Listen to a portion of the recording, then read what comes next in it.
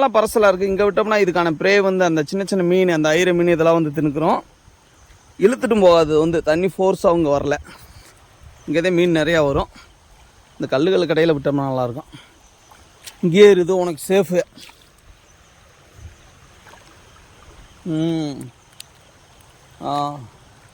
ஏதாவது இருந்தால் பிடிச்சி தின்ட்டு அப்படியே எக்கோ சிஸ்டம் சூப்பராக இருக்குது. ஃபுட் செயின் நல்லாவே கனெக்டாக இருக்குது. அப்புறம் என்ன பிரச்சனை அப்படின்னு சொல்லி பார்த்தோம்னா இந்த ஹியூமனோட இன்ட்ராக்ஷன்ஸ்.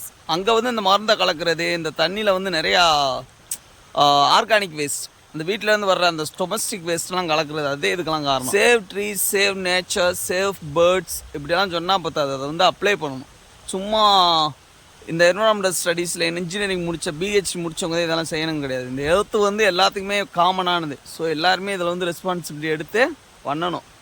சும்மா அது பண்ணிக்கிட்டு இருக்கக்கூடாது.